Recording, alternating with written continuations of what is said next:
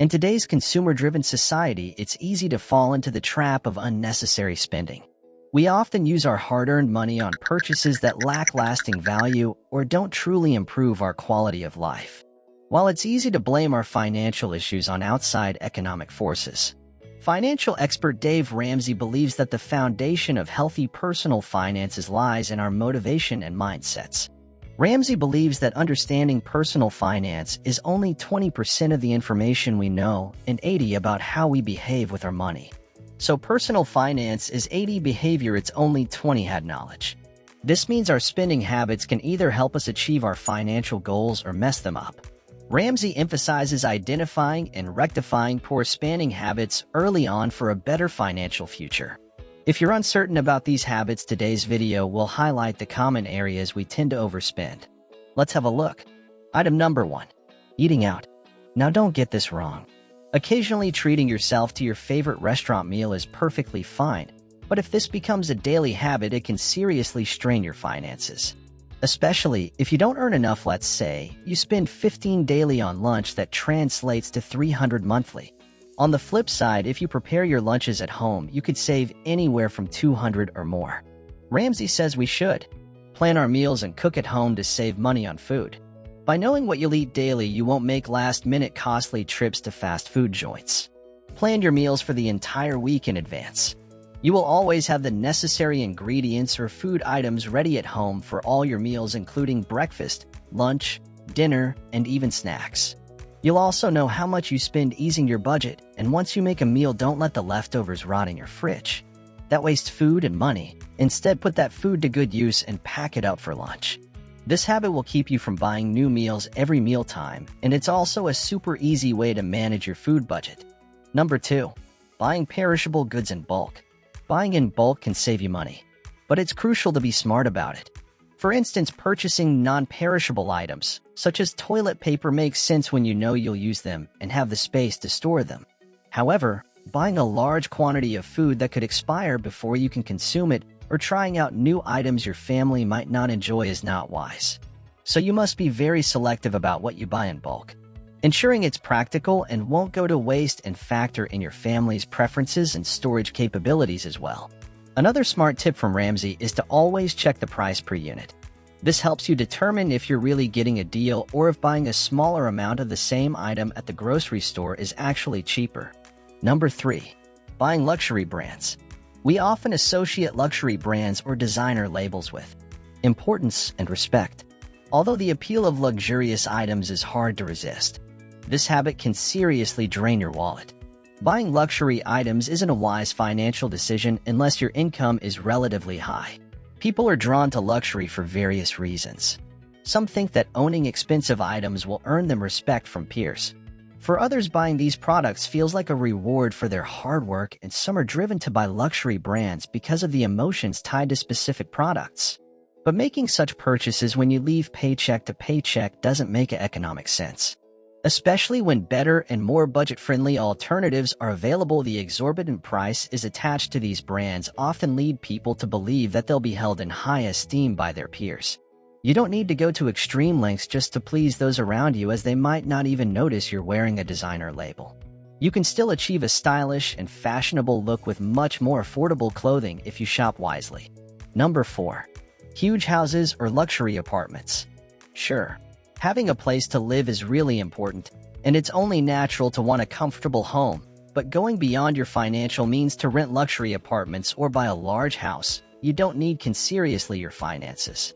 While owning a home is deeply ingrained in American culture, it's worth considering if it's the right choice for you now. If you can't own a home, renting is not all that bad. It comes with its own advantages. For instance, rent payments are often lower per month than mortgage payment.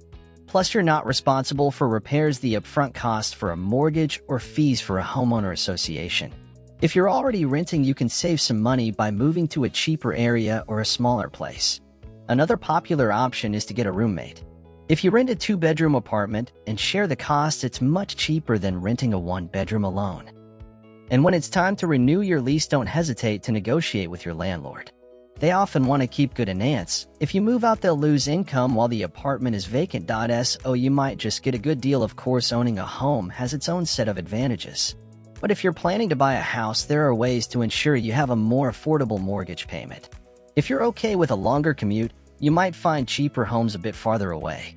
If you can put down at least 20% of the home's price up front, you won't have to pay extra for private mortgage insurance. And if the interest rates have significantly dropped since you purchased your home, refinancing could lower your monthly payments. Here, the most important thing is not to spend so much money on your home that you can't achieve your other financial goals. Number 5. Cigarettes and alcohol. Studies indicate that Americans spend about $44 billion annually on tobacco and another $50 billion on alcohol. According to Ramsay, both smoking cigarettes and excessive consumption of alcohol are unhealthy, wasteful habits we waste our money on. With cigarettes almost $15 a pack in New York and at least $10 in many other states, smoking can put a severe dent in anyone's budget. If you're an average smoker, you might spend about $300 to $400 monthly just on cigarettes. Smoking can be a difficult habit to kick, especially for long-time smokers. However, it is also an inexpensive habit that could harm your finances. The same applies to alcohol. Research shows that the average American spends 1% of their money on alcohol, which is $1 out of every $100. But if you drink a lot, especially in expensive cities like New York or Los Angeles, you could be spending as much as $500 per month on drinks. Like cigarettes, people often underestimate how much they're spending on alcohol. Having a few drinks here and there might not seem like a big deal, but when you tally up all those expenses, it turns out to be quite a significant amount. Number 6. Lottery tickets. Who hasn't imagined becoming a millionaire overnight and isn't spending just $2 on a scratch-off ticket a small step towards securing your future happiness? Not really. Spending money on lottery tickets isn't a wise investment in your future. It's more like gambling, and your chances of winning are low. For instance, if you buy a $5 ticket every week, you'll spend $260 every year regardless of whether it's a big lottery like the Powerball or state lottery. The odds of winning anything substantial are not in your favor, and your chances of winning don't improve the longer you play. It's just a matter of luck. Even though spending $260 on scratch cards every year might not seem like a lot over time, say 30 years, it adds up to $7,800.